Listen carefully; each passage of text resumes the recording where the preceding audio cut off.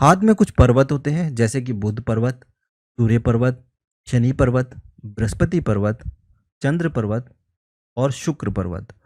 और आप लोगों को पता ही होगा जीवन रेखा के बारे में।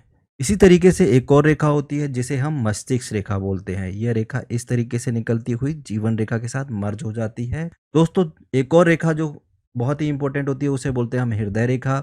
वह जो लिटिल फिंगर होती है उसके नीचे से निकलती हुई कुछ इस तरीके से शनि पर्वत की तरफ जा रही हो सकती है, या फिर यह रेखा इस तरीके से निकलती हुई बृहस्पति पर्वत की तरफ जा रही होती है। दोस्तों, जिस टॉपिक के ऊपर हम बात कर रहे हैं वो है विवाह रेखा। तो विवाह रेखा जो होती है वह लिटिल फिंगर और हृदय रेखा के बीच से निकलती है कुछ इस तरीके से। इसे हम बोलते हैं विवाह रेखा।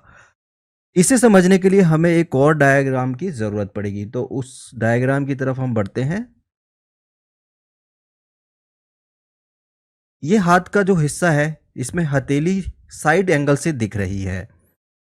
अब हम जानेंगे कि विवाह रेखा कहाँ होती है। जो लिटिल फिंगर है और हृदय रेखा इसके बीच में जो रेखा यहाँ पर बनती है उसे हम विवाह रेखा बोलते हैं। अगर यह रेखा बिल्कुल मिड में बन रही है तो इसका ये मतलब होता है कि जो शादी होगी वह तकरीबन 25 से लेकर के 30 साल की उम्र के अंदर हो जाएगी। ज़्यादातर 28 या 27 साल में शादी हो जाती है। और अगर यह रेखा हृदय रेखा के पास बन रही है तो इस केस के अंदर शादी जल्दी होने के चांसेस होते हैं। इस केस में हो सकता है कि शादी 22 साल या फिर 25 साल के बीच में हो सकती है।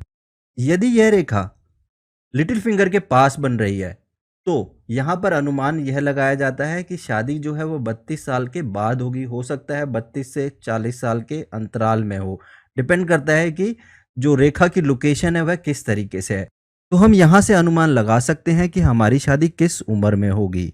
अब हम ये जानने की कोशिश करेंगे कि किस तरीके से हमें पता लगे कि हमारी लव मैरिज होगी या अरेंज मैरिज होगी, और अगर लव मैरिज होगी तो कहाँ कहाँ से हम हाथ की रेखाओं से देख करके पता लगा सकते हैं। अब हम बात करते हैं हृदय रेखा की।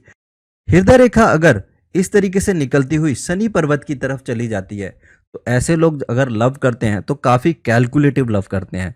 यानी कि वह अपने पार्टनर में यह चीज़ तलाशने की कोशिश करते हैं कि अगर वह शादी करेंगे तो उससे क्या लाभ होंगे।